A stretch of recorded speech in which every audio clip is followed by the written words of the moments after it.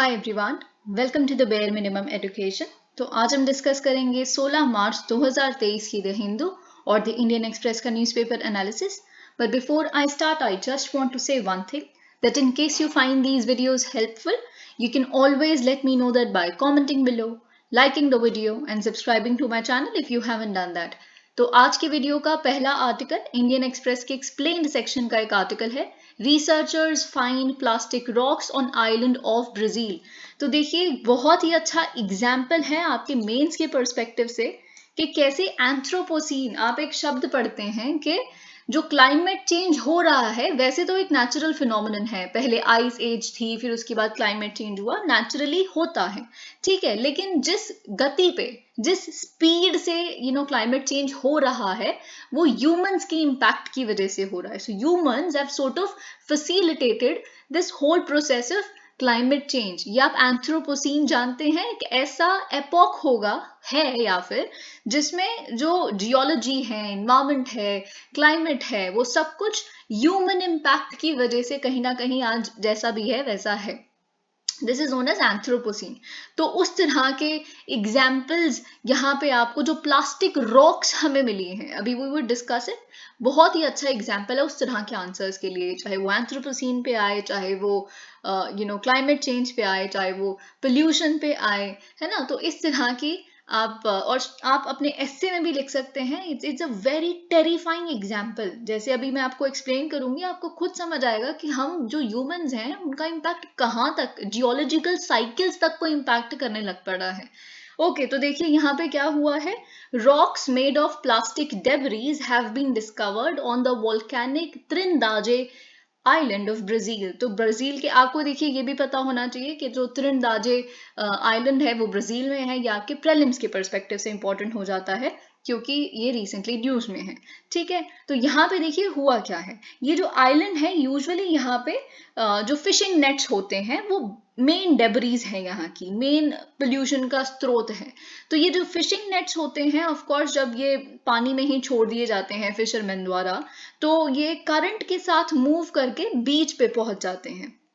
Okay, जब ये currents के साथ मूव करके बीच पे पहुंच गए, तो फिर जब टेम्परेचर राइज कर जाता है, जब बहुत ज्यादा गर्मी हो जाती है, तो जो फिशिंग नेट्स का प्लास्टिक है वो मेल्ट होना शुरू हो जाता है। तो बीच पे जितना भी नेचुरल ग्रेवल, सैंड और तरह की सेडिमेंट्री पार्टिकल्स, ये सब कुछ जो भी पड़े होते हैं मेल्टेड प्लास्टिक के आसपास, ये इसका ये बाइंडिंग फैक्टर की तरह एक्ट करता है, जिससे एक रॉक बन जाता है, जैसे कि आप यहाँ पे देख सकते हैं, ठीक है। तो हम बेसिकली क्या हो रहा है, यूजुअली जो सेडिमेंट्री ग्रैन्यूल्स का रॉक फॉर्मेशन और ये सब वगैरह एक जियोलॉजिकल साइकिल का पार्ट है, लेकिन कैसे हम उसमें भी इंटरवीन कर लिया है हमने। तो ये it's a very terrifying example that way, जो हमें यहाँ से त्रिनदाजे आइलैंड ऑफ ब्राजील से मिला है। तो ये आप एग्जाम्पल के रूप में लिख सकते हैं। अगर आपके प्रीलिम्स में क्वेश्चन आ जाए कि क्या होता है प्लास्टिग्लोमरेट्स, तो प्लास्टिग्लोमरेट्स कुछ नहीं होता, यही होता है जब प्लास्टिक डेबरीज के कंट्रीब्यूशन से रॉक फॉर्मेशन होती है, हम उसे प्लास्टिग्लोमरेट्स कहते हैं। ये शब्द आपके लिए बहुत इंपॉर्टेंट है। अगर आप पूरा आंसर लिखते हैं तो उसमें बस आप आधे लाइन में एक एग्जाम्पल लिख सकते हैं कि plastiglomerates found in Trindade island of Brazil. ये बेसिकली एंथ्रोपोजीन का सबसे ज्यादा स्टार्क एग्जाम्पल हमें पता चला है। ओके, तो यहां से हमें ये मिलता है। अब देखिए, एक बहुत ही इंपॉर्टेंट आर्टिकल आपके इकोनॉमी के पर्सपेक्टिव से और स्पेशली आपके मेंस के आपके प्रीलिम्स के पर्सपेक्टिव से एक बहुत इंपॉर्टेंट आर्टिकल है। आप जानते हैं कि सिलिकॉन वैली बैंक क्राइसिस क्या है, उसका इंडिया पे क्या इम्पैक्ट होगा, क्या नहीं होगा, क्या हुआ है इस केस में, बैंक रन क्या होता है, ये सब कुछ हम डिस्कस कर चुके हैं। मैं वीडियो आई बटन में लिंक कर दूंगी, उसके शुरुआत के आप 15 मिनट देख लेंगे तो आपको पूरा क्राइसिस समझ आ जाएगा। बहुत इजीली एक्सप्लेन किया गया है। ओके, तो देखिए यहाँ पे हम कुछ और डिस्कस करने वाले हैं, banks that are too big to fail. Okay, देखिए यहाँ पे मैं आपको कुछ प्रीलिम से रिलेटेड क्वेश्चंस भी बताऊंगी कि कैसे बन सकते हैं कहीं चीजें, क्योंकि हम G20 की प्रेसिडेंसी, G20 दिस दैट, है ना, इतना कुछ G20 के बारे में देख रहे हैं, तो कुछ तो क्वेश्चन प्रीलिम्स में भी G20 से रिलेटेड आएगा। तो मोस्ट प्रोबेबली जो G20 से रिलेटेड क्वेश्चन आएगा वो फिनेंशियली आ सकता है, क्योंकि हम फिर से एक फिनेंशियल क्राइसिस को इमर्ज होते देख रहे हैं, और G20 आया ही बेसिकली फिनेंशियल क्राइसिस को कर्ब करने के लिए था, मोस्ट प्रोबेबली इसी तरह के काम करने के लिए, राइट।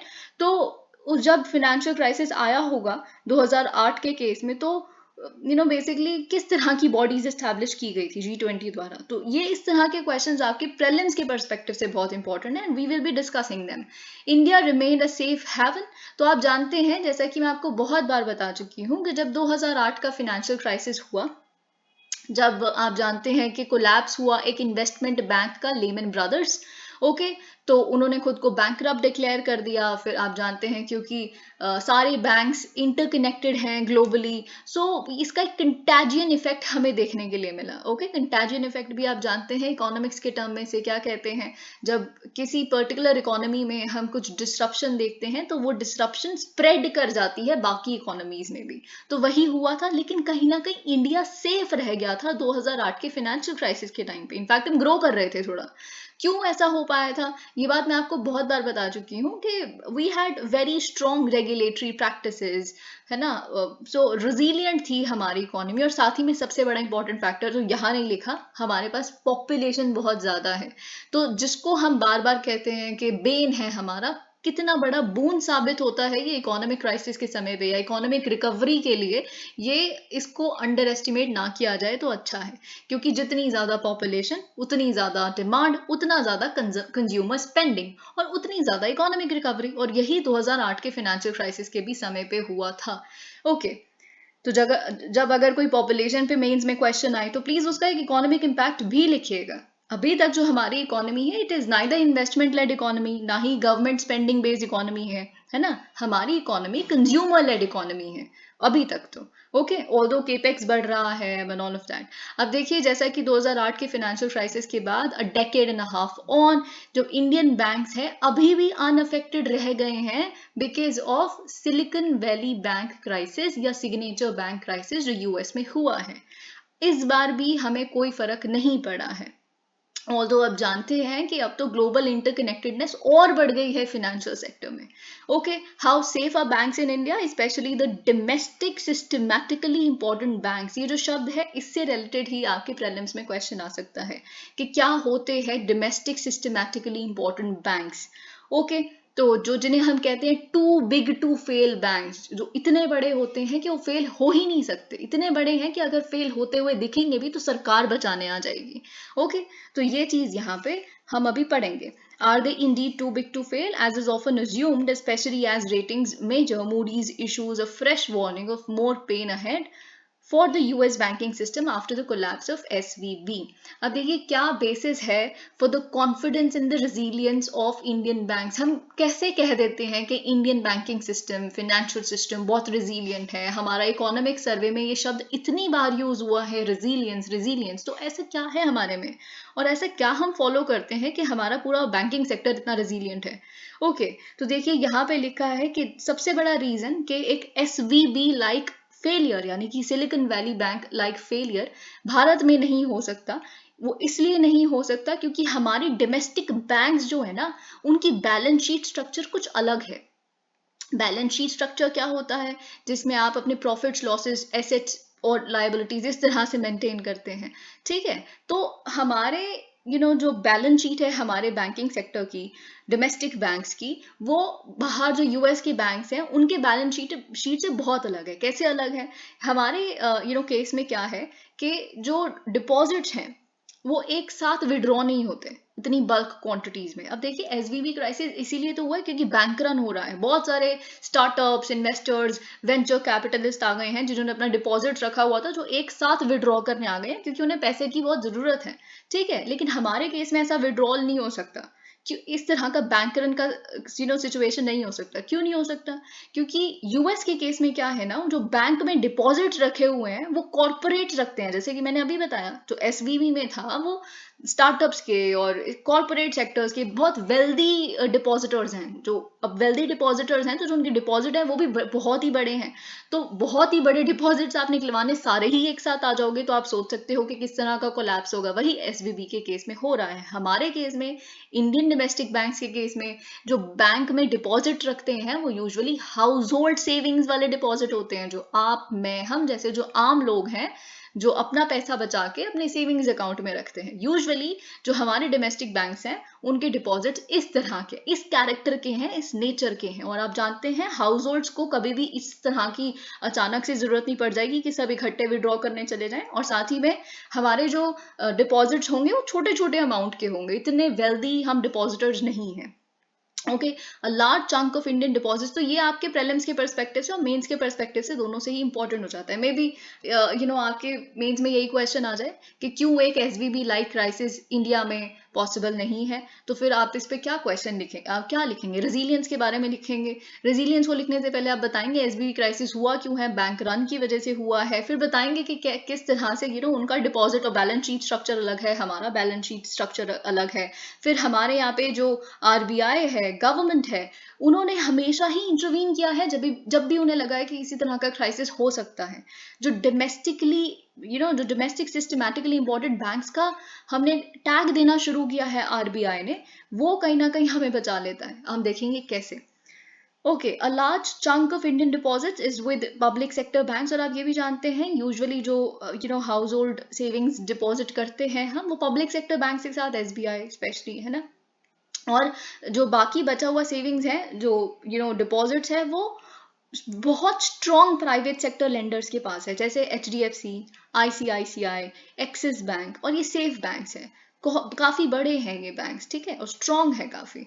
तो कस्टमर्स को यूजुअली कोई बिल्कुल चिंता लेने की जरूरत नहीं होती about their savings, because the government has always stepped in when the banks have faced difficulties। जैसा कि मैंने आपको बताया, बैंकिंग में कॉन्फिडेंस सबसे इंपॉर्टेंट फीचर है। आपको किसी तरह के कैपिटल की, पैसे की जरूरत नहीं है। अगर आपके पास कॉन्फिडेंस है तो you will never collapse. Okay, लोगों को आप में कॉन्फिडेंस है, आपके डिपॉजिटर्स को आप में कॉन्फिडेंस है, you will never collapse. India के केस में यही होता है, जो हमारे रेगुलेटर हैं यानी कि आरबीआई। ओके, तो जैसे यहाँ लिखा है, in India the approach of regulator has generally been कि डिपॉजिटर की जो मनी है, जितने भी डिपॉजिटर्स हैं, वो किसी भी कॉस्ट पे प्रोटेक्ट किए जाएं। जैसे यस बैंक क्राइसिस इसका सबसे बड़ा एग्जांपल है, कैसे उसको रेस्क्यू किया गया, कैसे उसको एसबीआई को सौंपा गया और कैसे उसको बचा लिया गया। ओके, तो कितना सारा लिक्विडिटी सपोर्ट दिया गया, कैपिटल सपोर्ट दिया गया, ताकि जो डिपॉजिटर्स हैं उनका पैसा ना डूबे, क्योंकि कॉन्फिडेंस खत्म हो जाएगा वरना लोगों का। ओके, और वो नहीं होने देना। अब यहाँ पे देखिए बहुत अच्छा एग्जाम्पल लिखा है। सितंबर 30 2008 में क्या हुआ था, आप जानते हैं फाइनेंशियल क्राइसिस का समय चल रहा है, और आईसीआईसीआई बैंक का एक एग्जाम्पल है, ठीक है। तो उस समय क्या हुआ, जो सेंसेक्स था it fell 3.5% to its lowest level in 2 years, है ना। और जो आईसीआईसीआई बैंक के कस्टमर्स थे, वो फिर एटीएम्स के बाहर उनकी लाइन लग गई बहुत बड़ी बड़ी, कि हमें अपने डिपॉजिट को विड्रॉ करना है, ये बैंक फेल हो सकता है, Sensex is falling and all that. तो जो फाइनेंस मिनिस्टर थे पी चिदम्बरम जी उस समय, और बाकी रेगुलेटर जैसे SEBI, RBI, they stepped in to calm the financial markets. हम देखेंगे कैसे देयर एश्योरेंसेस हेल्प्ड, उन्होंने अश्योर किया लोगों को, सबको बताया कि कुछ नहीं होगा, बैंक कोलैप्स नहीं होने वाला। ओके, कहीं आपको ऐसा लगे कि उस समय तो खैर डिपॉजिट इंश्योरेंस फैसिलिटी भी 1 ही लाख रुपए थी, अब 5 लाख रुपए है, एंड द मार्केट। तो इसीलिए जब फाइनेंस मिनिस्टर ने और सेबी ने और आरबीआई ने अश्योरेंसेस दी, तो मार्केट क्लोज 2.1% अप। ओके, तो ये चीज यहाँ पे, और एक रेयर स्टेटमेंट जो हमने आरबीआई की तरफ से देखी कि आप जानते हैं अभी भारत का largest private bank ICICI bank ही है। तो आरबीआई ने कहा कि देखिए it was safe and it has enough liquidity in its current account. उन्होंने हमारे साथ बहुत सारा पैसा जमा करवाया हुआ है।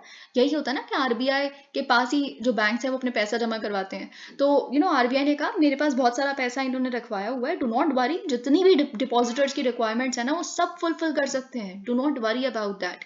ओके, और अगर कोई पैसा का कुछ डेफिशिएंसी रह भी जाएगी तो we will arrange the requirements, do not worry about it at all. और फिर देखिए ICICI bank closed 8.4% higher, rebounding from a 2 year low.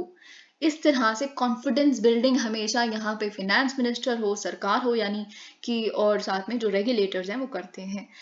Which banks are classified as domestic systematically important banks? तो देखिए RBI ने अभी classify किया हुआ है एसबीआई, आईसीआईसीआई बैंक और एचडीएफसी बैंक को as domestic systematically important banks. अब देखिए क्या होता है, डोमेस्टिक सिस्टमैटिकली इंपॉर्टेंट बैंक्स को हमें इतना सक्षम बनाना है कि they are too big to fail, वो फेल होना अफोर्ड ही नहीं कर सकते क्योंकि इतने सारे कंज्यूमर्स उन पे डिपेंडेंट हैं, कस्टमर्स डिपेंडेंट हैं। तो इसीलिए क्या करना होता है, आप जानते हैं बेसिक इकोनॉमी है या आपकी जो आप अपने स्टैटिक पोर्शन में पढ़ते हैं कि आप क्या करते हैं, बैंक्स को कहते हैं कि जब कि आप थोड़ा सा कैपिटल अलग रखिए, ठीक है। जैसे जो रिजर्व रेशो आप पढ़ते हैं या कॉमन इक्विटी टीयर 1 पढ़ते हैं रिक्वायरमेंट, है ना, तो इनके केस में कुछ एडिशनल रिक्वायरमेंट होती है कि सब सारे बैंक्स जितने भी हैं वो कुछ अपना कैपिटल अलग से रखेंगे, है ना, स्टैट्यूटरी लिक्विडिटी रेशो और ये सब वगैरह जो भी होता है वो रखेंगे, पर उसके भी एडिशन में आप थोड़ा सा और पैसा अलग रखिए ताकि कोई भी क्राइसिस हो तो आप यहाँ से पैसा उठा सकते हैं और you can allay the fears of your customers. Okay, तो यही होता है डोमेस्टिक सिस्टमैटिकली इंपॉर्टेंट बैंक्स के केस में। ओके, तो यही चीज यहाँ पे लिखी है, दी एडिशनल CET1। तो जो कॉमन इक्विटी टीयर 1 टीयर 2 होते हैं कैपिटल, है ना, टीयर 2 भी लिक्विड होता है पर कम लिक्विड होता है। जैसे उसमें क्या होंगे, एसेट्स होंगे, प्रॉपर्टी होगी, इस तरह की चीजें होंगी जो अब आप कस्टमर ढूंढिए, पहले अपने प्रॉपर्टी बेचनी है तो वो इतना लिक्विड नहीं है। लेकिन जो टीयर 1 कैपिटल होता है वो बहुत लिक्विड होता है कि अगर बिल्कुल जैसे आज ही क्राइसिस हो जाए तो आप आज ही उसको एनकैश कर सकते हैं और लोगों को बांट सकते हैं अगर दिक्कत आ जाए तो, ठीक है। तो इसीलिए जो एडिशनल CET1 रिक्वायरमेंट होती है, it's of course in addition to the capital conservation buffer जो आपको वैसे ही रखना पड़ता है। It means that these banks have to earmark additional capital and provisions to safeguard their operations under the DSIB framework. अब देखिए ये आपको पता होना चाहिए कि इस फ्रेमवर्क को अनाउंस कब किया गया था आरबीआई द्वारा, जुलाई 22 2014। Okay, 2014 is a year you will have to remember.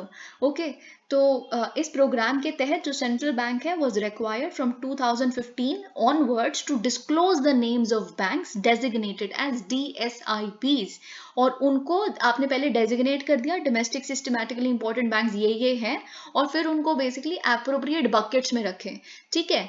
तो एप्रोप्रिएट बकेट्स में क्या होता है कि वो कितना इंपॉर्टेंट है, कितना सिस्टमिक इंपॉर्टेंस है उनका, डोमेस्टिक सिस्टमैटिकली इंपॉर्टेंट तो है पर सबसे ज्यादा इंपॉर्टेंट कौन है, उससे कम इंपॉर्टेंट कौन है, फिर वो डिपेंडिंग अपॉन द फैक्ट कि वो किस बकेट में लाई करते हैं उतना बेसिकली उनको एडिशनल कॉमन इक्विटी रिक्वायरमेंट रखना पड़ता है, ठीक है। तो जो थोड़ा सिस्टमैटिकली कम इंपॉर्टेंट होंगे, ज्यादा इतना इंपॉर्टेंट नहीं है, तो उनको थोड़ा कम एडिशनल कैपिटल रखना है, जो ज्यादा इंपॉर्टेंट है उन्हें ज्यादा रखना है, ठीक है। तो इस तरह से चीजें यहाँ पे होती है depending upon their systemic importance scores. Okay, depending on the bucket in which a DSIB is placed, an additional common equity requirement is applicable to it. जैसा कि मैंने आपको बताया। अब आता है देखिए आपके लिए बहुत इंपॉर्टेंट यहाँ पे चीज, जैसे कि मैंने बताया 2014 में ये फ्रेमवर्क लाया गया था आरबीआई द्वारा, domestic systematically important banks and all of that, ठीक है। तो देखिए आपको ये भी पता होना चाहिए कि ग्लोबली इस तरह से क्या होता है, ग्लोबली क्या होता है कि फिनेंशियल स्टेबिलिटी बोर्ड एक ग्लोबल ऑर्गेनाइजेशन है जिसे जब देखिए लंदन में G20 समिट हुई थी अप्रैल 2009 में, उसके बाद लाया गया फिनेंशियल स्टेबिलिटी बोर्ड को लाया गया, ठीक है, ताकि ये रेगुलेट कर सके ग्लोबल फाइनेंशियल फ्रेमवर्क को। आप पढ़ते हैं, मैं बस बता रही हूँ, स्टैटिक में आप पढ़ते हैं लेकिन आपके लिए और रेलेवेंट हो जाता है क्योंकि डोमेस्टिकली तो आरबीआई रिलीज करता है, लेकिन अगर हम ग्लोबली देखें तो जो ग्लोबल सिस्टमैटिकली इंपॉर्टेंट बैंक्स है ये फाइनेंशियल स्टेबिलिटी बोर्ड रिलीज करता है, पब्लिश करता है उसकी list after consulting the Basel committee. Okay, तो ये चीज आपको पता होनी चाहिए, this is something you will have to remember. Okay, और यही स्टेटमेंट, दो स्टेटमेंट्स बन सकती है और पूरा क्वेश्चन खत्म हो गया बस। The Basel Switzerland based financial stability board, इसका हेडक्वार्टर्स आप जानते हैं कि बेसल स्विट्जरलैंड में है। An initiative of G20 nations has identified in consultation, वही चीज जैसे कि मैंने आपको बताया। अभी क्या है, currently 30 global systematically important banks हैं, जिसमें JP Morgan, city bank, HSBC, bank of America, bank of China भी है, लेकिन भारत का कोई भी बैंक नहीं है। अगर आपके प्रीलिम्स में स्टेटमेंट लिखी हो no Indian bank is currently on the list of global systematically important banks, that's true. Okay, no समझ के गलत मार्क मत कर देना। हाउ डज आरबीआई कैसे सिलेक्ट करता है, यही वही बेसिक चीजें लिखी है। आरबीआई कैसे सिलेक्ट करता है डोमेस्टिक सिस्टमैटिकली इंपॉर्टेंट बैंक्स को, दो टू स्टेप प्रोसेस होता है एक। ओके, कि आप किसी ऑफ कोर्स पहले आपको असेस करना पड़ेगा कि बैंक्स की सिस्टमिक इंपॉर्टेंस है कितनी। तो पहले आप क्या करेंगे कि a sample of banks to be assessed for their systematic importance is decided, कि अच्छा मतलब systematic importance हमने किस किस की देखनी है, सैंपल हमने तैयार किया। Okay, this is the list, इसमें से हमने निकालने हैं डोमेस्टिक सिस्टमैटिकली इंपॉर्टेंट बैंक्स। ठीक है, पहले लिस्ट प्रिपेयर करो किसमें से छाटेंगे हम। ओके, तो सारे बैंक्स को कंसिडर नहीं किया जाता, क्योंकि देखिए बहुत छोटे बैंक्स भी हैं कहीं कहीं जिनकी सिस्टमिक इंपॉर्टेंस लोअर है। तो आप ज़बरदस्ती उनको भी असेस करके ज़बरदस्ती उनको बर्डन अप नहीं करना चाहते, कि आपको टाइम टू टाइम रिपोर्ट करना है, क्योंकि अब डोमेस्टिक सिस्टमैटिकली इंपॉर्टेंट बैंक है तो आप फेल होना अफोर्ड नहीं कर सकते, है ना। तो फिर आपको सारा डेटा रिक्वायरमेंट रेगुलर बेसिस पे आरबीआई को रखना पड़ेगा, आपको अलग से कैपिटल इतना इतना रखना है, ऑल ऑफ दैट। तो वो छोटे बैंक्स के लिए इतना ज़्यादा बर्डन नहीं हम डाल सकते, तो उनको नहीं कंसिडर करते, बड़े बैंक्स को लिस्ट में लेके आते हैं। फिर banks are selected for computation of systemic importance based on an analysis of their size. वही चीज़ है कि सबसे बड़ा पैरामीटर पता क्या है, ऑल्दो सिस्टमिक इंपॉर्टेंस के जो स्कोर्स हैं वो बहुत सारे पैरामीटर्स पे निकाले जाते हैं, लेकिन सबसे बड़ा पैरामीटर होता है साइज। ओके, कितना उन्होंने कितने बड़े हैं, कितने के लोन्स दिए हुए हैं, क्या एक्सपोजर है। ओके, ये सारी चीजें, डेट, दिस दैट, ये कितना बड़ा साइज है एक बैंक का as a percentage of GDP. अगर आपके प्रीलिम्स में ये स्टेटमेंट लिखी है, जो बैंक्स का साइज है, if it is beyond 2% of GDP they will be selected in the sample, that's true. अगर आपका 2% ऑफ जीडीपी से ज्यादा बड़ा साइज है, आप इस तरह के बैंक है, तो ही आपको सिलेक्ट किया जाएगा इस सैंपल में। ओके, अब क्या हुआ, once the sample of the bank से सिलेक्टेड, सैंपल हमने सिलेक्ट कर लिया, अब हम एक डिटेल स्टडी करेंगे कि क्या है आपकी systemic importance. Okay, now we will go into that factor. तो फिर based on range of indicators, वही सारी चीजें यहाँ पे लिखी है कि बैंक से सिस्टमैटिक इंपॉर्टेंट स्कोर्स निकाले जाते हैं। ओके, नेक्स्ट क्या होता है कि जो डोमेस्टिक सिस्टमैटिकली इंपॉर्टेंट बैंक्स हैं, तो अब हमने पता लगा लिया डोमेस्टिक सिस्टमैटिकली इंपॉर्टेंट बैंक्स है कौन से। ठीक है, सैंपल बना लिया, असेस करके डीएसआईबीज लिस्ट भी कर दिए, डेजिग्नेट भी कर दिए।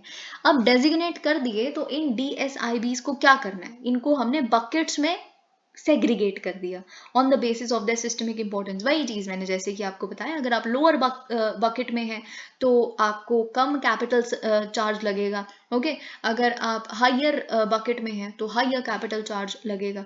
ओके, कैपिटल सरचार्ज ही है ये। सरचार्ज क्या होता है, जो टैक्स ऑन टैक्स होता है। तो ये भी बेसिकली क्या है, कैपिटल तो सबने ही रखने हैं, सारे बैंक्स ने रखना होता है, लेकिन आपको एडिशनल कैपिटल रखना है, तो दिस इज कैपिटल सरचार्ज, ताकि आप जो भी कोई लॉस हो उसको ऑब्जॉर्व कर सकें। Why was it felt important to create SIBs? क्यों? बेसिकली जैसे कि मैंने आपको बताया, जब 2008 का क्राइसिस हुआ तो problems faced by certain large and highly interconnected financial institutions hampered the orderly functioning of the global financial system, जिसकी वजह से definitely जो real economy थी वो negatively impact हुई। तो इसीलिए government intervention was considered necessary. Okay, तो ये चीज आप लिख सकते हैं। तो कॉस्ट ऑफ, तो जब आपसे, जैसे कि मैंने आपसे मेंस का क्वेश्चन अभी बताया था, तो अगर पूछा जाए कि क्यों इंडियन सेक्टर में ये बहुत अनलाइकली है कि एसवीबी जैसा क्राइसिस हो, तो आप लिखिए कि हमारे केस में there is this additional CET1 requirement in domestic systematically important banks, this is the list, and you go on to write about these things. The cost of, और फिर सबसे एक और पॉइंट आप लिख सकते हैं, confidence building measures by finance ministry and RBI and SEBI. Okay, you write about it, and then example करके आप बस लिख दीजिए ICICI बैंक इन 2008, है ना। नथिंग, एग्जामिनर को पता है, वो एक्सपर्ट है, ही और शी नोज कि आपने क्या लिखने की कोशिश की है, मे बी आपको ना पता हो इतना। ठीक है, the cost of public sector intervention and the consequential increase in moral hazard, तो वही सारी चीजें यहाँ पे लिखी हैं, कुछ इंपॉर्टेंट है नहीं है। In October 2010, the Financial Stability Board recommended that all member countries should put in place a framework. वही चीज़ जैसा कि मैंने आपको बताया कि जब पहले तो 2009 में हमने देखा फिनेंशियल स्टेबिलिटी बोर्ड आया, फिर आप जानते हैं कि वो निकालते हैं ग्लोबल सिस्टमैटिकली इंपॉर्टेंट बैंक्स, तो उन्होंने बाकी कंट्रीज को, मेंबर कंट्रीज को भी बोला कि आप एक फ्रेमवर्क लेके आइए, है ना, systematically important financial institutions fail ना हो, कुछ कीजिए उनके रिस्क को रिड्यूस करने के लिए अपनी अपनी जुरिस्डिक्शंस में। तो हमने डोमेस्टिक सिस्टमैटिकली इंपॉर्टेंट बैंक्स वाली चीज़ करनी शुरू कर दी, ठीक है। सो वही चीज़ यहाँ पे लिखी है। हाउएवर दिस, देखिए लेकिन यहाँ पे एक दिक्कत भी है, जब हम सिस्टमैटिकली इंपॉर्टेंट बैंक्स कह देते हैं that you are too big to fail, तो फिर जो बैंक्स है ना जिनको आपने ये बात कह दी कि you are too big to fail, तो वो कुछ भी करेंगे, टू बिग टू फेल, तो वो किसी को भी लोन देंगे जो लोन वापस भी नहीं कर सकता, बहुत सारी अनरेगुलेटेड चीज़ें, बहुत इस तरह के कैलस बिहेवियर दिखा सकते हैं। उनको लगेगा कि हमें बचा तो लेगी सरकार आके, है ना, हम चाहे कोलैप्स ही हो जाए, हम बैंकरप्ट हो जाए, बचा तो लेगी आरबीआई आके, या कुछ भी इस तरह का हो ही जाएगा। तो this is of course wrong. Okay, so this perception creates an expectation of the government support at times of distress, which encourages risk taking, reduces market discipline, creates competitive distortions, and increases the probability of distress in the future. इसीलिए क्या है कि हमने क्या किया है कि उन्हीं के पार्ट पे हम यूजुअली कोशिश करते हैं कि you keep the additional capital, you only keep on doing it. तो वो कभी भी उनको लगता है कि हम रिस्क टेकिंग ना करें, क्योंकि अल्टीमेटली कल को हम और फेल हो जाते हैं तो हम पे और एडिशनल कैपिटल रिक्वायरमेंट्स लग जाएंगी। While the Basel 3 norms prescribe a capital adequacy, तो ये आपको याद रखना है, वैसे तो आप अपने स्टैटिक में पढ़ते हैं कि बेसल 3 नॉर्म्स के हिसाब से जो कैपिटल एडिक्वेसी रेशो है कि कितना बैंक को कैपिटल रखना पड़ता है to its risk weighted assets ratio, ये आप जानते हैं, तो वो 8% है, ठीक है। तो 8% रखना होता है, लेकिन आरबीआई ने 9% का बेंचमार्क रखा हुआ है for scheduled commercial banks and 12% for public sector banks. तो हम रेजिलियंट है, ये आपके लिए एक पॉइंट है कि हम कैपिटल बेसल 3 नॉर्म्स कहती है 8% कैपिटल एडुकेसी रेशियो, पर हम 9% ऑलरेडी फॉलो कर रहे हैं हमारे शेड्यूल्ड कमर्शियल बैंक्स और 12% for public sector banks. What is the need to take these precautions? The failure of a large bank anywhere can have a contagion effect around the world. इसीलिए it is globalization अगर है तो globalization के जो फायदे हैं वो तो है ही, पर कुछ नुकसान भी हैं, जैसे पैंडेमिक हो सकता है, जो 2008 का फाइनेंशियल क्राइसिस हुआ उस तरह की चीज़ें हो सकती हैं। There are so many dimensions to it. There's a security dimension to it. Terrorism, counter terrorism measures अकेली कंट्री नहीं ले सकती. So I hope you understand my point. Impairment or failure of a large bank is also likely to damage the confidence in the, okay, वही चीज़ यहाँ लिखी है, the greater the role of a bank as a service. और जितना ज़्यादा, for example एक bank है जिस तरह की वो सर्विस प्रोवाइड कर रहा है वो कोई और बैंक नहीं करता, तो उसका कोलैप्स होना और भी ज़्यादा खतरनाक हो सकता है। तो इसीलिए हम कोशिश करते हैं कि ऐसा ना हो। What is शीज new 24 character Mantra for China? Now this is very important. ऐसा क्यों इंपॉर्टेंट है? अगर तो उसे आप आप फॉलो करते हैं कि शी जिनपिंग की पहले कम्युनिस्ट पार्टी जो हमने सेशन डिस्कस किया उसमें क्या चेंजेस आए, उन्होंने अपना कॉन्स्टिट्यूशन कैसे चेंज किया एंड ऑल ऑफ दैट। फिर उसके बाद अभी हमने कांग्रेस सेशन देखा है, ठीक है। तो शी जिनपिंग ने, जो चाइना के प्रेसिडेंट हैं, जो 3rd टर्म उन्हें मिल गया है, उन्होंने पिछले हफ्ते अनवील किया है 24 कैरेक्टर स्लोगन, जो डेफिनेटली एक नया गाइडिंग प्रिंसिपल बन सकता है न्यू एरा चाइना के लिए, new era Chinese foreign policy के लिए, ठीक है। तो देखिए आपको मैं ये बात बता दूं कि ये कुछ भी नहीं है, बस क्लेवर तरीके से जो 24 character strategy already Deng Xiaoping ने एस्टैब्लिश की हुई थी, जिसने सालों तक चाइना की ग्रोथ को स्टीयर किया, उसको क्लेवर वे में बस थोड़ा सा रीफ्रेज करके लिख दिया है और थोड़ा बहुत इधर उधर वर्ड्स करके। 24 कैरेक्टर स्ट्रेटजी अगर आप देखें तो इसका ओरिजिन आता है डेंग शाओपिंग से, ठीक है। तो मिस्टर शी, आप जानते हैं, वो माओ से भी बड़ा खुद को बनाना चाहते हैं। वो डू एवरीथिंग जो उनको the core of the leader, the core of the party and such stuff, है ना। शी स्लोगन इज, लेकिन ऑफ कोर्स डिफरेंस ये है कि अगर आप डेंग शाओपिंग को देखेंगे ना, तो देखिए अगर आप चाइना को देखेंगे 1980s वाली चाइना को, तो वो हमसे पीछे थी, बहुत पीछे थी। तो डेंग शाओपिंग का एक बहुत बड़ा कंट्रीब्यूशन है चाइना को वो बनाने में जो चाइना आज है। बल्कि शी के समय में तो हम स्लो डाउन देख रहे हैं उनकी कंट्री में, उनकी नॉनसेंस पॉलिसीज की वजह से। बस वहाँ पे वही है आइडियोलॉजिकल, वो लीडर, सिक्योरिटी, डिफेंस, ऐसे वो भी नेशनलिज्म एक कार्ड है जो हर जगह प्ले हो सकता है, वो वही करते रहते हैं। हर कंट्री का यही हाल होता है। अगर आप उनके तरह के leader, zero Covid policy, utter nonsense, है ना। फिर उसके I hope you understand my point.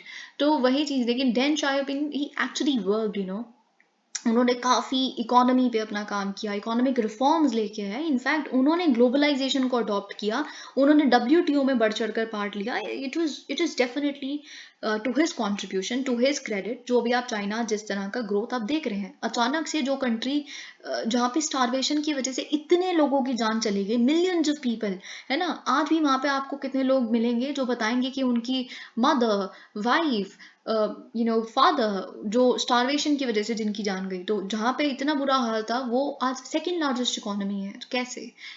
Dane Xiaoping की कुछ इकोनॉमिक रिफॉर्म्स की वजह से, कुछ पॉलिसीज की वजह से।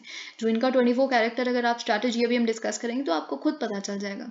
शीज और एक और चीज़, ये यूजुअली इंटरव्यूज में और इस तरह के मे भी आपके प्रेलिम्स में भी आ जाए कि हाइड एंड बाइट जो चाइना की पॉलिसी है या स्ट्रैटेजी है, वो चाइना के किस लीडर से एसोसिएटेड थी। क्योंकि हाइड एंड बाइट जो पॉलिसी है वो बहुत फेमस पॉलिसी है चाइना की, ठीक है। तो वो डेंग शाओपिंग से आई थी। अभी हम डिस्कस करेंगे शी स्लोगन। लेकिन जो शी ने अब स्लोगन दिया है 24 कैरेक्टर, ये और असर्टिव है। आप जानते हैं कि सजेस्ट करता है कि चाइना का कुछ गोल्स जो थे वो अचीव हो चुके हैं, फिर अब हम लार्जर रोल देख रहे हैं अपना जियो पोलिटिकल स्टेज पे। What is the slogan? Now listen to me very carefully. यहाँ पे स्लोगन है क्या?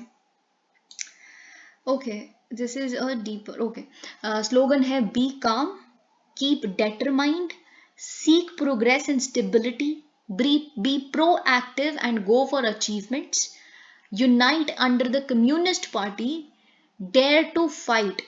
Dare to fight is more assertive. Unite under communist party is, आपने कम्युनिस्ट पार्टी को सबसे ऊपर रख दिया है। Be proactive and go for achievement, यानी कि आप बढ़ चढ़ के अपनी स्ट्रेंथ्स को दिखाएं सबको, संसार को, establish your talent and all of that. और सीक प्रोग्रेस एंड स्टेबिलिटी, लेकिन स्टेबिलिटी भी साथ में रखनी है। कीप डिटरमाइंड बट बी काम, ये इन्होंने कहा है। ओके, दिस इज अ, जैसे कि मैंने बताया, ये क्लेवर रीफ्रेजिंग है of the similar 24 character mantra advocated by Deng Xiaoping. तो वो क्या था, अब आप सुनिए। उन्होंने कहा था ऑब्जर्व काम, यानी कि बहुत कामली ऑब्जर्व कीजिए इंटरनेशनल स्टेज पे क्या चल रहा है। To not speak, just observe किस तरह से जियो पॉलिटिक्स इवॉल्व होती है। और बिल्कुल कोई जरूरत नहीं है किसी चीज में भी अपनी टांग अड़ाने की, हमें अपने से मतलब है, पर हम देखते रहेंगे बाहर चल क्या रहा है। सिक्योर चाइनाज पोजिशन, चाइना की पोजिशन बिना लोगों की लड़ाइयों में घुसे सिक्योर करनी है, जो उन्होंने की। handle affairs with US calmly. US is not our competitor.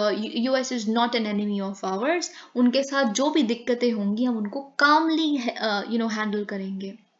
hide our capacity and bide our time, इसका मतलब है हाइड एंड बाइड पॉलिसी जो मैं आपको बता रही थी, कि अपनी स्ट्रेंथ्स को छुपा के रखो, ठीक है, और अपनी अपॉर्चुनिटी का, ग्रेट अपॉर्चुनिटी का वेट करो, क्योंकि वो एक दिन जरूर आएगी।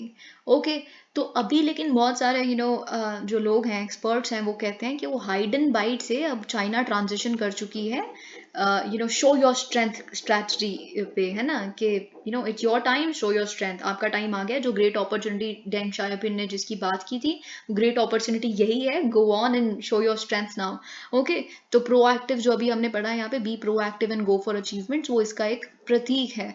ओके, तो लेकिन इनका था hide your capacity and wide your time, maintain a low profile. जैसे कि मैंने बताया, लो प्रोफाइल मेंटेन करें, कहीं पे भी जाके हमें लीडरशिप क्लेम नहीं करनी है वर्ल्ड स्टेज पे, क्योंकि जितनी जगहों पे आप लीडर बनेंगे उतनी सारी दिक्कतें। यूएस के साथ क्या हो रहा है, यूएस हर तरह की लड़ाई में लीडर बना हुआ था और आज वो खुद कोलैप्स हो रहे हैं। उनकी खुद की इकोनॉमी सफर करी, फिर उसके बाद इकोनॉमी तो चलिए ठीक है फिर भी, बट स्टिल कितनी सारी तरह की दिक्कतें हैं और कितना बैड नेम मिल रहा है उनको। अफगानिस्तान का केस देख लीजिए आप, फिर उसके पहले भी हर तरह की लड़ाई, इराक में, हर जगह लीडरशिप क्लेम करने से क्या होता है, कुछ नहीं होता।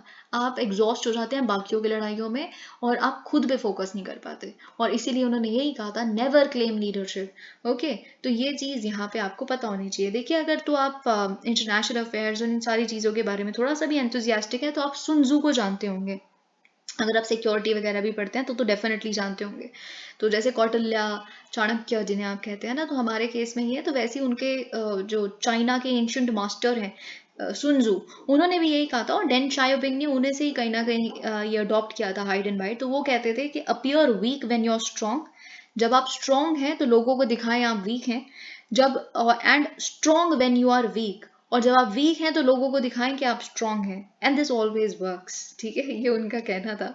और ये आप कहीं ना कहीं अपनी लाइफ में भी देख सकते हैं, you would have seen examples such as these, जो लोग हैं। Okay, what does the change indicate? It's possible that by introducing a slightly different version of Tench 24 characters, she is emphasizing the need for a new resolve to fight the challenges the Communist Party of China is facing vis-a-vis a hostile West। तो वही चीज़ इन्होंने कही है, ये नया मंत्र इसीलिए आया है। देखिए 1980s में क्या था ना, कि चाइना को वेस्ट की बहुत ज़्यादा ज़रूरत थी टेक्नोलॉजी के लिए, मार्केट के लिए, तो इसीलिए तो ग्लोबलाइजेशन का फ़ायदा उठा पाए। आज हर किसी की कंट्री के साथ, हर किसी कंट्री का चाइना के साथ ट्रेड डेफिसिट क्यों होता है? वो इसीलिए होता है क्योंकि 1980 से लेके अभी तक उन्होंने हर किसी की मार्केट का फ़ायदा उठाया है। ठीक है, सब जगह एक्सपोर्ट किए हैं, तो उनको सबकी ज़रूरत थी। ओके, तो अब ऐसा नहीं है, उनको ऐसा लग रहा है कि ओके दिस हमारा time has come, okay bide your time वाला टाइम अब आ गया है, तो let's do what we want to, we shouldn't really be caring about others. Can practice but not appear in court. What changes for foreign law firms? Now this is very important. ठीक है, आपसे ये पूछा जा सकता है, इससे related बहुत सारी स्टेटमेंट इस बार के प्रीलिम्स में आ सकती हैं आपके लिए।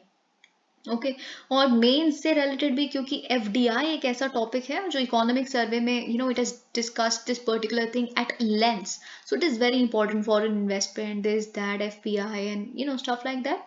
और हमने क्योंकि एफडीआई पॉलिसी में थोड़े चेंजेस किए हैं पिछले 2 सालों में, तो इट इज़ इम्पॉर्टेंट, तो इसीलिए आपको कुछ ना कुछ यहाँ पे एफडीआई का लिंक भी मिलेगा, जो आप लिख सकते हैं अपने मेंस के आंसर्स में भी। लेकिन सबसे पहले, इससे पहले कि हम ये सब कुछ डिस्कस करें, है ना, आपको ये पता होना चाहिए कि लॉ को प्रैक्टिस करने का मतलब क्या है।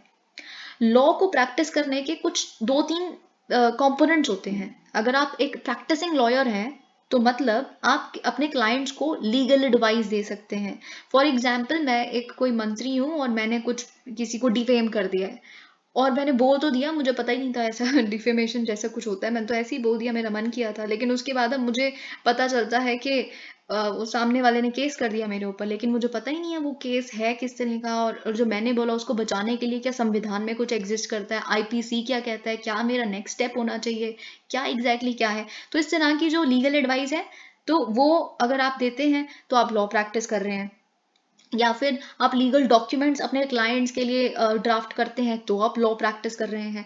या फिर सबसे इंपॉर्टेंट जो आप देखते हैं, आपके लिए तो लॉ प्रैक्टिसिंग का मतलब यही होता है, या फिर अगर आप अपने क्लाइंट्स को रिप्रेजेंट करते हैं कोर्ट प्रोसीडिंग्स में, है ना, उसे भी हम प्रैक्टिसिंग ऑफ लॉ कहते हैं। तो ये 3 कंपोनेंट्स मेन है जो आपको याद रखने हैं। ठीक है, क्योंकि इन तीनों में से कुछ है जो अलाउ किया गया है, कुछ है जो अलाउ नहीं किया गया फॉरेन लॉयर्स के लिए। ठीक है, तो आप ये चीज अभी हम देखेंगे। In a move that could potentially change the landscape of legal practice in the country, bar council of India ने अलाउ कर दिया है फॉरेन लॉयर्स को और फॉरेन लॉ फर्म्स को कि वो इंडिया में प्रैक्टिस कर सकती हैं। अब यहाँ पे ना क्या है कि आप एडवाइस दे सकते हो, लीगल एडवाइस दे सकते हो अपने क्लाइंट्स को फॉरेन लॉ पे, ठीक है, और आप वर्क कर सकते हैं कॉर्पोरेट ट्रांजैक्शंस पे भी, पर आप अपेयर नहीं कर सकते कोर्ट में। तो ये वाला कंपोनेंट है जो अलाउ नहीं किया गया।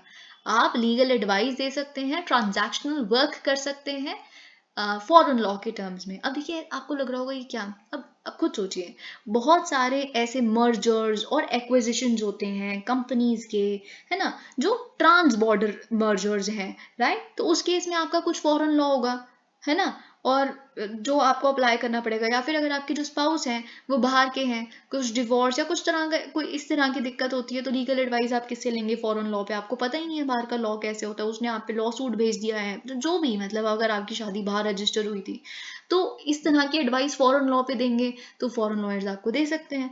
ठीक है, तो ये सारी चीजें बेसिकली अलाउ की गई हैं, पर आप हमारे किसी भी कोर्ट में अपेयर नहीं कर सकते।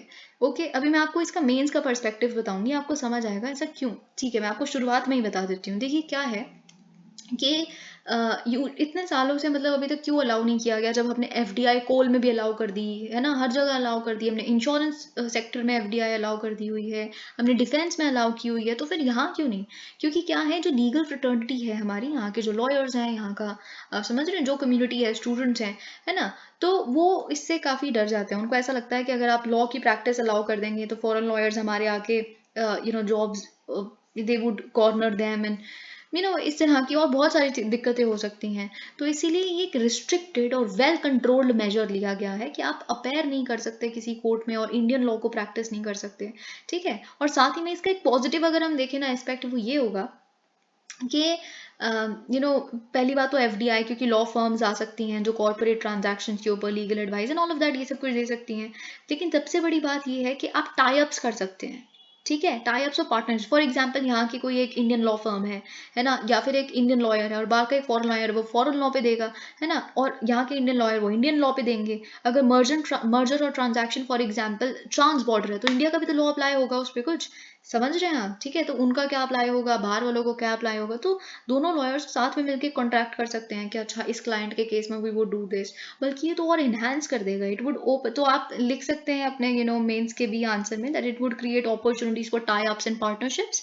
ओके, तो अब यहाँ पे हम देखते हैं what is the BCI decision, bar council of India. March 13 को ये नोटिफिकेशन आई है ऑफिशियल गैजेट में, the rules for registration and regulation of foreign lawyers and foreign law firms in India 2022। अब आप सबसे पहली बात तो अगर आपके प्रीलिम्स में आ जाए बार काउंसिल ऑफ इंडिया पे ही क्वेश्चन आ जाए, तो ये एक स्टैट्यूटरी बॉडी है, यानी कि एक लॉ ने इसको बनाया है।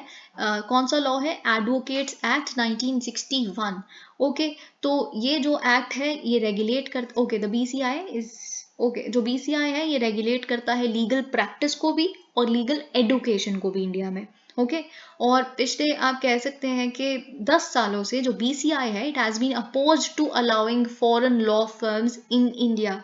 लेकिन अब बीसीआई ने ऑफ कोर्स अलाउ कर दिया, तो कुछ रीजंस भी इन्होंने दिए होंगे। तो इन्होंने कहा कि देखिए FDI, opportunities for tie ups and making India a hub of international commercial arbitration, है ना, इस तरह की चीज़ों में हम लैक कर रहे थे अभी तक, अब वहाँ से हमें लैक नहीं करना। ओके, तो ये चीज़ जरूर, तो बहुत सारी जो आर्बिट्रेशन फर्म्स हैं जो सेटलमेंट करवाती हैं वो इंडिया में भी आ सकती हैं, इंडिया में भी arbitration culture would flourish and all that. तो the rules bring legal clarity to foreign law firms that currently operate in a very limited way in India. In a lengthy statement वही चीज़ यहाँ पे लिखी है कि हम फॉरेन लॉयर्स को और फॉरेन लॉ फर्म्स को प्रैक्टिस करना अलाउ कर रहे हैं, लेकिन फॉरेन लॉ प्रैक्टिस कर सकते हैं and diverse international law and international arbitration matters in India on the principle of reciprocity. यानी कि अगर आप यहाँ आके अपना फॉरेन लॉ पे एडवाइस दे सकते हैं, तो आपकी कंट्री में हम भी एडवाइस दे सकते हैं जाके हमारे इंडियन लॉयर्स इंडियन लॉ पे, समझ रहे हैं। Okay, what do the new rules allow, क्या अलाउ कर रहे हैं। देखिए अगर आप ये ना भी पढ़े तो वैसे मैं आपको बता चुकी हूँ, लेकिन एक चीज़ है जो यहाँ पे अभी कवर करी जाएगी। According to the advocates act के तहत कौन बेसिकली प्रैक्टिस कर सकता है लॉ इन इंडिया। अगर पहला स्टेटमेंट आपके प्रीलिम्स में यही हो कि according to the advocates act, advocates जो एनरोल्ड होते हैं with bar council of India alone are entitled to practise law in India. अगर तो आपने अपना रजिस्ट्रेशन नहीं करवाया हुआ, बीसीआई के साथ एनरोलमेंट नहीं हुई है आपकी, तो आप you can not be a practising lawyer in India. बाकी जो कैटेगरीज हैं जैसे लिटिगेंट, है ना, तो जो लिटिगेंट होते हैं वो कोर्ट की परमिशन से अपेयर कर सकते हैं कोर्ट में, या फिर उस पर्टिकुलर इंसान के सामने जहाँ उन्होंने अपेयर करना है, जहाँ उनकी प्रोसीडिंग्स पेंडिंग है, पर उनकी परमिशन से। तो वैसे you can not practice law unless you are like registered और enrolled with the BCI. Okay, तो एडवोकेट वही होता है जो बेसिकली रजिस्टर्ड होता है बीसीआई के साथ। द नोटिफिकेशन इसेंशियली अलाउस, तो बेसिकली क्या होगा, देखिए तो अब क्या होगा इससे, जो नोटिफिकेशन आई है कि जो फॉरेन लॉयर्स हैं और फॉरेन लॉ फर्म्स हैं वो रजिस्टर कर पाएंगी खुद को बीसीआई के साथ, अगर वो प्रैक्टिस करना चाहती हैं इंडिया में। तभी कर पाएंगी अगर आप बेसिकली एंटाइटल्ड हैं to practise law in your own home countries, then only you can come your, वहाँ आप है नहीं है और यहाँ आके बेसिकली आप खुद को रजिस्टर करवा रहे हैं, ठीक है। लेकिन they can not practice Indian law, this is the thing you must remember. The foreign lawyers or foreign law firms shall not be permitted to appear before any courts। आप any शब्द लिख के ना आपको लगेगा कि नहीं ये तो गलत ही होता है, जी नहीं, वो किसी भी कोर्ट में, ट्राइब्यूनल में, किसी भी स्टैट्यूटरी या रेगुलेटरी अथॉरिटी के सामने अपेयर नहीं कर सकते, एडवाइस दे सकते हैं बस आप। Okay, legal advice. They shall be allowed to practise on transactional work, जैसे कि मैंने आपको बताया, joint ventures, mergers, acquisitions, intellectual property matters, drafting of contracts, and other related matters on reciprocal basis. They shall not be involved or permitted to do any work pertaining to, okay, वही चीज़, ये title investigation, ये सारी चीज़ें नहीं कर सकते, इतना complex चीज़ें नहीं आएंगी, ठीक है। तो अभी तक देखिए क्या स्टेटस था कि आप fly in and fly out basis पे लिमिटेड मैनर में अलाउड था आपका लॉ प्रैक्टिस करना। फॉरेन लॉयर्स की अगर हम बात करें, fly in and fly out मतलब अगर आपका कोई यहाँ पे इंसान रहता है जो आपका क्लाइंट है, आपने उसने आपको बुक किया हुआ है और आप बाहर एक प्रैक्टिसिंग लॉयर है और आप उस इंसान की बाहर किसी से शादी हुई हुई थी, तो मे बी उस चीज़ रीज़न की वजह से लीगल एडवाइस चाहिए एंड ऑल ऑफ दैट, तो you can come here, you can give advice and you can go back. इस तरह से things would work. You can not come here and say establish yourself. अभी तक ऐसा चल रहा था, you are in myself, this is a very important issue, very very important, जो आप बिल्कुल लिख सकते हैं कि अगर सेल्फी कल्चर या फिर इंस्टाग्राम और इंटरनेट और रील्स और शॉर्ट्स एंड ये सारी चीज़ें जो प्रोलिफरेट हो रही हैं, इसके साथ साथ एक दिक्कत जो आती है वो है प्रिवेसी की, आर्टिकल 21 के इन्फ्रिंजमेंट की। क्योंकि देखिए क्या है कि जब आप अपनी रील बनाते हैं फॉर एग्जांपल कहीं पे भी खड़े होके, तो आपके आसपास बहुत सारे ऐसे लोग होंगे जो मे बी नहीं आना चाहते इंटरनेट पे, नहीं दिखाना चाहते अपने आप को आपकी रील में, वो ज़बरदस्ती आपके प्लेबैक स्टार परफॉर्मर्स बन जाते हैं। तो this is an issue of privacy, but इसका कोई सोल्यूशन नहीं है। जैसे जैसे चीज़ें और प्रोलिफरेट हो रही हैं, इंटरनेट ये सब वगैरह, बहुत सारी चीज़ों का सैक्रिफाइस और मर्डर होता जा रहा है, उसमें से एक चीज़ ये है। अब ऐसा क्यों हुआ है? देखिए यहाँ पे जैसे लिखा, there is something distinctly urban and urbane about the unspoken contract between commuters on public transport. अगर आप एक पब्लिक ट्रांसपोर्ट में हैं तो एक शेयर्ड स्पेस है, पर आपसे एक्सपेक्ट किया जाता है कि आप ये ना समझे कि वो आपका प्राइवेट स्पेस है। पब्लिक ट्रांसपोर्ट का मतलब ही ये है कि एक शेयर्ड स्पेस है जहाँ पे आपसे एक्सपेक्ट की जाएगी थोड़ी सी डिसेंसी और इवन प्रिवेसी भी। It's very rude. For example अगर आप मेट्रो में खड़े हैं और आपके साथ वाले इंसान के आप जो वो बुक पढ़ रहे हैं उसमें झांक के देख रहे हैं क्या है, वो फोन देख रहे हैं तो देख रहे हैं वो व्हाट्सएप पे किससे बात कर रहे हैं, इट्स वेरी बैड। ओके, तो ये सारी चीज़ें यहाँ पे लिखी हैं, बट परहैप्स मोस्ट कॉमन, पर यही सारी चीज़ें कॉमन भी हैं and most irritating of all for the regular. लेकिन सबसे ज़्यादा डिस्टर्बिंग वो होगा कि आप खड़े होकर डांस करने लग पड़े। This is just an example, आप पूरा इन्वायरमेंट स्पॉइल कर दें पब्लिक ट्रांसपोर्ट का। तो जो दिल्ली मेट्रो रेल कॉरपोरेशन है उन्होंने अनाउंस किया है कि देखिए जो you filming reels, dance videos और any other such activities that may cause inconvenience to the passengers is strictly prohibited inside the Delhi metro.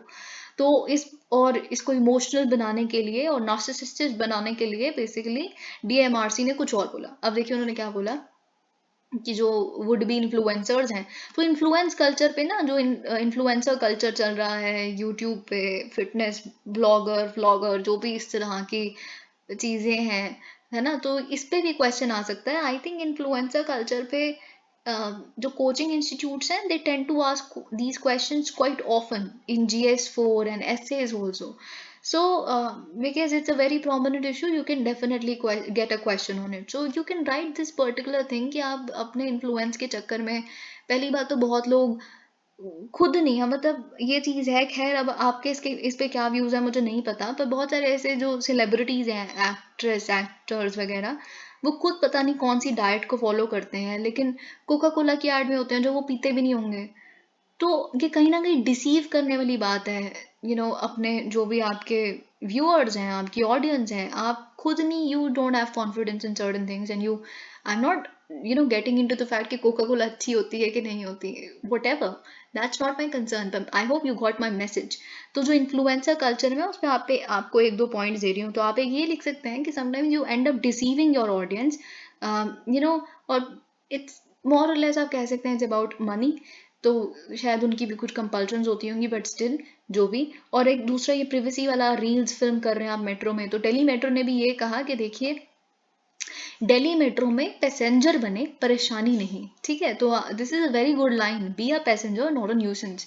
Okay, this latest plea came बेयरली a month after DMRC। तो देखिए वही चीज़ यहाँ पे, जब नाटू नाटू जो Oscar winning song है उस पर इतनी सारी इमेजेस और इतने सारे डांस वीडियोस बन रही थी, तो उन्होंने मतलब नाटू नाटू की एक पिक्चर पोस्ट करते हुए कहा DMRC ने कि dance is fun but Delhi metro में ना नाचो नाचो, ठीक है। Perhaps it all began with commuters, often young, playing music loudly off their phones, headphones be damned. The problem should have been nipped in the bud then. Now India's most expansive metro rail has become a set. आप जानते हैं कि Instagram, TikTok, इस तरह की performances के लिए DMRC का जो दिल्ली मेट्रो का जो रीजन है उसे यूज़ किया जाता है. वही सारी चीज़ें यहाँ लिखी है कि जो बैकग्राउंड एक्टर्स बन जाते हैं, जो जिनकी प्रिवेसी इन्फ्रिंज होती हैं, they don't wish to be cast. Why are you casting them? Okay, perhaps there's nothing to be done and the DMRC's attempts are pointless. ऐसा कुछ नहीं हो सकता. DMRC बेचारे की जो पॉइंट रखा है उन्होंने वो pointless ही जाएगा, क्योंकि and the quiet dignity of anonymity once the hallmark of public transport is just another casualty of the age of selfie. वही चीज़ जैसा कि मैंने आपको बताया, unions of our own choice. अब देखिए ये जो पर्टिकुलर आर्टिकल है यहाँ पे बेसिकली जो इंदिरा जयसिंह जी हैं, जो एक काफ़ी सीनियर एडवोकेट हैं, तो उन्होंने बस यही बताया कि पहली बात तो जो मैरिज है ना, हम जैसे अभी सेंटर का एफिडेविट हमने देखा, तो अब तो खैर कॉन्स्टिट्यूशन बेंच को ये केस रेफर कर दिया गया है सेम सेक्स यूनियन का, पर इन्होंने कहा कि मैरिज की डेफिनेशन क्या है. जो लॉ है भारत का वो डिफाइन करता है कि बहुत और सारी चीज़ें कि आप मैरिज में एंटर कैसे कर सकते हैं, है ना, और मैरिज से निकल कैसे सकते हैं, डिवोर्स कैसे हो सकता है, जो हमारे पर्सनल लॉज हैं वो भी बताते हैं. मैरिज नहीं बताता कोई कि क्या होता है, क्योंकि मैरिज एक वॉलंटरी यूनियन है. पहली बात तो जो दो इक्वल लोगों के बीच में होती है, जब आप एक मैरिज में एंटर करते हैं तो दो इक्वल लोगों का मतलब है जो ना ही अपनी आइडेंटिटी, पर्सनालिटी और ऑटोनॉमी को खोएंगे जब वो एक पर्टिकुलर इंस्टीट्यूशन में एंटर करेंगे, है ना, रिगार्डलेस ऑफ द सेक्सुअलिटी और जेंडर. इनका ये कहना है this is a mutual bond कि हम एक दूसरे को emotional, financial, sexual support provide करेंगे. This is exactly what a marriage mean. ये चीज यहाँ पे इन्होंने कही है. तो देखिए इन्होंने कहा है कि स्टेट और मैरिज, स्टेट और पर्सनल अफेयर्स में बेसिकली अब आप कहेंगे कि स्टेट का रोल कहाँ आता है. स्टेट का कोई रोल नहीं है. State should never tell. इनका ये कहना है कि किस तरह के लोग को मैरी कर सकते हैं, किस तरह के लोग नहीं कर सकते. वो तो उनको डिपेंड करेगा ना कि वो किसके साथ अच्छा फील कर रहे हैं, नहीं कर रहे, क्या उनका बेसिकली किसके साथ फैमिली उन्होंने बनानी है, किसके साथ नहीं बनानी. दिस इज देयर डिसीजन, है ना. तो आपका रोल सिर्फ तब आता है कि जो आप अगर कोई देखिए रिकग्निशन से क्या होता है. ये जो पूरा यहाँ पे क्रक्स है ना वो रिकग्निशन का है. आपको ये बात पता है जैसे कि यहाँ पे लिखा है, जो ये लड़ाई चल रही है ना वो राइट टू मैरी की नहीं चल रही. राइट टू मैरी तो they are anyways exercising it. आपके बहुत सारे ऐसे आप जानते होंगे लोगों को जो सेम सेक्स मैरिज कर चुके हैं ऑलरेडी, तो वो उनको कोई फर्क नहीं पड़ता. मैरिजेस तो हो रही हैं सेम सेक्स. बात यह है कि उन सेम सेक्स मैरिजेस को रिकग्निशन मिल जाएगी कि नहीं मिलेगी, क्योंकि अभी तक जो मैरिजेस हैं वो इलीगल है. तो अगर उसमें कल को कोई भी दिक्कत होती है, तो अभी जैसे डिवोर्स होता है तो जो प्रॉपर्टीज हैं वो किस तरह से बटेंगी, है ना, उसमें state comes into picture, right. तभी तो कोर्ट वगैरह तक जा सकते हैं. तो उनके केस में कोई भी ऐसी कोई दिक्कत आएगी क्योंकि आप उसको ही इलीगल मानते हैं, कुछ मानते नहीं, तो वो बेचारे कभी भी हेल्प सीख ही नहीं कर पाएंगे अगर कोई भी दिक्कत होती है. वहां पे स्टेट का रोल आता है और वहां पे रिकग्निशन का रोल आता है. ठीक है, वो इन पर्टिकुलर एडवोकेट ने काफ़ी इजीली यहाँ पे एक्सप्लेन किया है और इससे ज़्यादा यहाँ पे कुछ नहीं है. और इन्होंने बस यही बोला है कि नवतेज सिंह जौहर.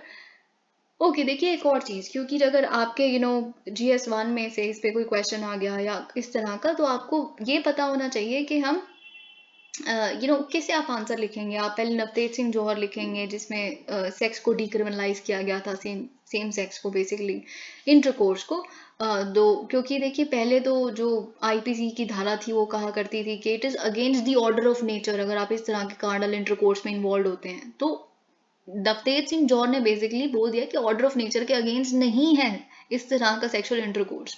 तो जब आपने ये बोल दिया तो फिर आप मैरिज को डिनाई कर देंगे, तो it won't be in alignment with that particular judgment of yours only.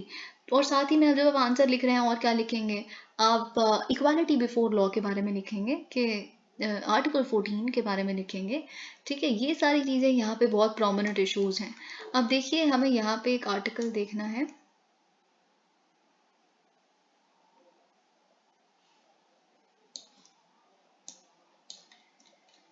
Okay, threats dissent can't be ground for governor to call floor test. Supreme court. तो देखिए आप जानते हैं महाराष्ट्र पॉलिटिकल क्राइसिस के जो भी पिटिशंस हैं वो सुनी जा रही हैं सुप्रीम कोर्ट में.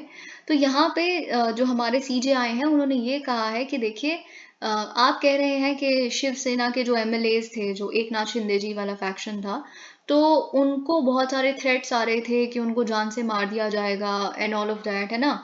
तो उनकी बेसिकली लाइफ को थ्रेट था। इस वजह से गवर्नर ने क्या किया, गवर्नर ने फ्लोर टेस्ट रखवाया। मेजोरिटी है भी है सरकार के पास कि नहीं, वो अपना लीडर किसको मानते हैं। तो सीजेआई ने कहा ये कब से गवर्नर का काम होने लग पड़ा। अगर देखिए, इन्होंने कहा कि उनकी जान को खतरा था, जो बेसिकली शिवसेना का फैक्शन था, वो इस तरह के थ्रेट्स आ रहे थे एंड ऑल ऑफ दैट, है ना। तो ये तो एक लॉ एंड ऑर्डर सिचुएशन है ना, इसमें तो police would come into picture. Section 156 clause 3 basically CrPC का, इसमें मैजिस्ट्रेट के पास पावर होती है to order investigation of an offence, जिसमें एफआईआर होंगी, ये सब वगैरह। तो उसमें गवर्नर ने फ्लोर टेस्ट क्यों करवाया, ये कहाँ से, मतलब आप ही कह रहे हैं ये थ्रेट था हमारी जान को एंड ऑल ऑफ दैट, इसमें पर मेजोरिटी वो थ्रेट खत्म हो गया बनते ही, और ये सब हमें कुछ समझ नहीं आ रहा। You can never allow the governor to ask for a trust vote when there is absolutely nothing to shake the majority on the floor of the house. Okay, और साथ में सीजीआई ने ये भी कहा कि देखिए 3 साल तक आप एक उसमें थे, जो आईएनसी यानी कि कांग्रेस और जो शिवसेना थी। फिर अचानक से एक रात को ऐसा क्या हुआ कि कुछ लोगों को 30 से ज़्यादा के करीब लगा के जो शिवसेना के जो उद्धव ठाकरे जी थे, उन्होंने लोगों के ट्रस्ट को ब्रीच किया है, उनकी आइडियोलॉजी को ब्रीच किया है कांग्रेस के साथ। तो वो 3 साल से आपको ऐसा क्यों नहीं फील हुआ, और आपने ये कह दिया कि आपने गवर्नर को लेटर लिखा कि हम इस करप्ट सरकार के साथ नहीं रह सकते, it is threat to they are sort of, हमें ऐसे थ्रेट्स आ रहे हैं ऑल ऑफ दैट। तो आप जानते हैं, देखिए गवर्नर ये लिखा है, आप अगर जब भी अपना जो भी स्टैटिक पोर्शन पढ़ते हैं उसमें लिखा है कि करप्शन और माल प्रैक्टिस और माल एडमिनिस्ट्रेशन, इस तरह की कोई भी चीज़ें नहीं होनी चाहिए जिसपे फ्लोर टेस्ट की मांग की जाए या मेजोरिटी नहीं है सरकार के पास, ये अज्यूम कर लिया जाए। ठीक है, तो कहीं ना कहीं यही वाला पॉइंट यहाँ पे सीजीआई इवोक करने की कोशिश कर रहे हैं। लेकिन ऑफ कोर्स सरकार भी ये कह रही है, जो सरकार को जो रिप्रेजेंट कर रहे हैं उनका ये कहना है कि अरे आप अंडर एस्टिमेट मत करिए मिस्टर सुप्रीम कोर्ट, ये लाइफ की बात थी, और मतलब बिल्कुल governor would not sit on his hands, है ना, अगर कुछ गलत हो जाता तो, and all of that. Let's see what comes up. Okay, Myanmar officials in Bangladesh to fix Rohingya return plan and Saudi Arabia can start investing in Iran very quickly। अब दोनों की मैंने यहाँ पे जो हेडलाइंस हैं वो एक साथ क्यों पढ़ी, क्योंकि अब आपको यहाँ पे दोनों जगहों पे चाइना देखने के लिए मिलेगा। चाइना कैसे बड़ी बड़ी चीज़ों में जियो पोलिटिकल स्टेज, अभी हमने 24 आइटम का जो अभी मंत्रा देखा, जो स्लोगन देखा, जो शी जिनपिंग ने दिया है, तो उससे हमें क्या पता चल रहा है कि वो अपना एक लार्जर रोल को देख रहे हैं जियो पोलिटिकल सिनेरियो में। जैसा कि सबसे बड़ा एग्जाम्पल हमें मिला जो सऊदी अरेबिया और ईरान के बीच में उन्होंने टॉक्स को ब्रोकर किया है, जो दो कंट्रीज 2016 से लेके और अभी की नहीं, इनकी राइवलरी सदियों पुरानी है। शिया सुन्नी कॉन्फ्लिक्ट है, मिडिल ईस्ट में कितनी सारी प्रॉक्सी वॉर्स में इन्वॉल्व है। यमन में जैसे अगर हम देखें तो यमन में हाउथी रिबेल्स जो हैं, तो हाउथी रिबेल्स को बेसिकली ईरान बैक करता है, और जो सरकार है उनको बैक करती है Saudi Arabia.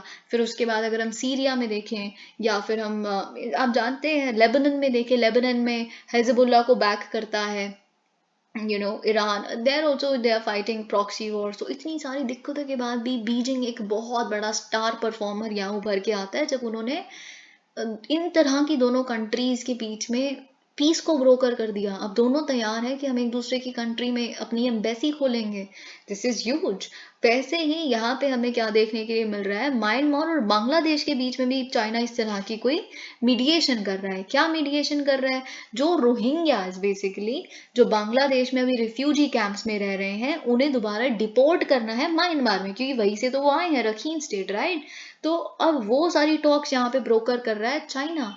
So China is definitely emerged as a mediator.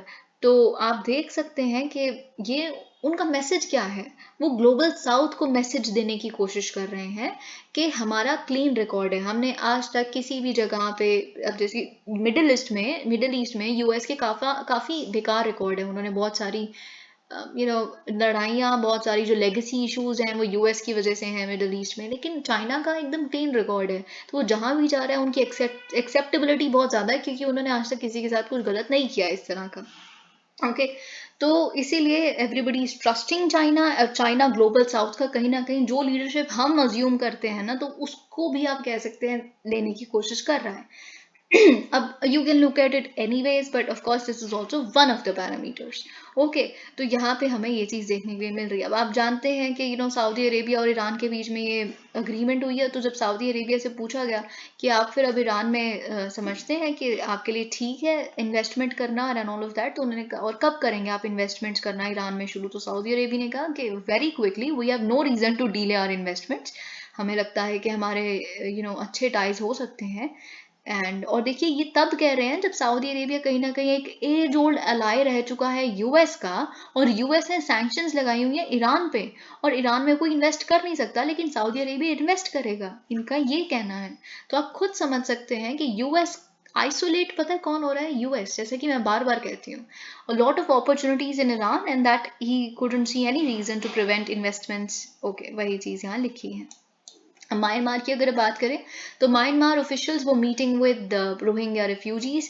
तो यहाँ पे क्या है कि एक 17 मेंबर टीम है, वो एक बॉर्डर टाउन जो है म्यांमार और बांग्लादेश के बीच में वहाँ अराइव की है. म्यांमार की एक टीम है, तो वो बेसिकली इंटरव्यू करेंगे मोर देन 700 रोहिंग्यास को वहाँ पे जो रह रहे हैं, ताकि उनकी सूटेबिलिटी असेस की जा सके कि उनको रिटर्न किया जा सकता है म्यांमार में कि नहीं, को सच में म्यांमार को बिलोंग करते थे या नहीं. इस तरह की बातें होगी इंटरव्यू में, और तो कुछ भी नहीं. तो इसमें डेफिनेटली बस ये पॉइंट इंपॉर्टेंट है कि China is mediating between these two countries, और ये जो रिन्यूड पुश हमें मिल रहा है रिपैट्रिएशन का, it is definitely to China's credit. Okay, and it would start very soon, ये चीज़ यहाँ पे कही गई है. और बांग्लादेश में आप जानते हैं अराउंड 1 मिलियन रोहिंग्याज रह रहे हैं. मोस्टली ये सारे वो हैं जो 2017 में मिलिट्री क्रैकडाउन हुआ था म्यांमार की बेसिकली सिक्योरिटी फोर्स द्वारा रोहिंग्याज पे, उसके बाद से आए हैं. ओके, तो दोनों ही कंट्रीज ने अग्रीमेंट साइन की थी उसी साल में 2017 में ही कि हम रिटर्न करेंगे माइग्रेंट्स को, रोहिंग्या पर रिफ्यूजीज को, पर वो कुछ प्रोग्रेस हो नहीं पाई थी. 2017 के बाद हम यहाँ पे एक रिन्यूड पुश देख रहे हैं इस रिपैट्रिएशन की तरफ. Eurasian water raises hope for JNK stream. यहाँ पे आपको प्रेलिम्स के पर्सपेक्टिव से पहली बात तो ये पता होना चाहिए कि जो नीरू रिवर है ना, Neeru is a tributary of Chenab river. Jammu Kashmir में ट्रिब्यूटरी है. तो अभी तक हमें लग रहा था कि बहुत पोल्यूशन है एंड ऑल ऑफ दैट, पर जब हमें पता चला कि यहाँ पे बेसिकली यूरेशियन वाटर्स हैं, ठीक है, तो फर्स्ट फोटोग्राफिक रिकॉर्ड मिला है elusive semi aquatic carnivorous mammals, जिसे हम यूरेशियन वाटर कहते हैं. तो यूरेशियन वाटर जब कहीं पे भी प्रेजेंट हो, क्योंकि सेमी एक्वेटिक एनिमल है, अगर किसी भी हेल्दी, तो मतलब अगर किसी भी इस तरह के एक्वेटिक एनवायरमेंट में है, तो मतलब वहाँ जो सिस्टम है इट इज़ हेल्दी, वहाँ पोल्यूशन नहीं है. इंडिकेटर स्पीशीज है यूरेशियन वाटर इस तरह की जगहों के लिए, ठीक है. तो 2 अडल्ट मिले हैं, 1 सब अडल्ट मिला है नीरू स्ट्रीम में, चिनाब कैचमेंट में. ओके, तो आपको यहाँ पे जो चीज़ें पता होनी चाहिए कि सेमी एक्वेटिक है, यूरेशियन वाटर. ओके, और जो नीरू ट्रिब्यूटरी है वो चिनाब रिवर की ट्रिब्यूटरी है. साथ ही में ये भी पता होना चाहिए कि यूरेशियन वाटर का साइंटिफिक नाम लूट्रा है, ठीक है. और साथ में ये भी पता होना चाहिए कि नियर थ्रेटेंड कैटेगरी में आती हैं IUCN की. ओके, और वही सारी चीज़ें यहाँ पे लिखी है कि फ्लैगशिप स्पीशीज इंडिकेटर स्पीशीज होती है हाई क्वालिटी एक्वेटिक हैबिटेट्स की. आपको ये भी पता होना चाहिए, यूजुअली आपको क्या लगता है कि सारी जो भी स्पीशीज इन न्यूज़ हैं वो सारी की सारी ही होंगी जो इंडेक्स 1 हो, तो जो बेसिकली स्केड्यूल 1 होता है हमारे वाइल्ड लाइफ प्रोटेक्शन एक्ट का 1972 का, ये स्केड्यूल 2 में है. ये चीज़ आप याद रखिएगा, पर साइट्स के अपेंडिक्स 1 में है. यूरेशियन वाटर आप जानते हैं कि यूरेशिया में बेसिकली इसका जो आप कह सकते हैं स्प्रेड है वो यूरेशिया एशिया में होगा, है ना. मिडिल ईस्ट में भी पाए जाते हैं, और अगर हम देखें यूरोप एशिया तो होगा ही होगा. आयरलैंड में भी है थोड़ा बहुत, चाइना, रशिया, ये अफ्रीका, थोड़ा बहुत मिडिल ईस्ट, यहाँ पे इनका स्प्रेड है, ठीक है. तो ये सारी चीज़ें बस आपको यूरेशियन वाटर से रिलेटेड लूट्रा और ये सारी चीज़ें यहाँ पे पता होनी चाहिए. ओके, और I don't think there is anything left here, let me just check. Okay, thank you so much. Please like the video.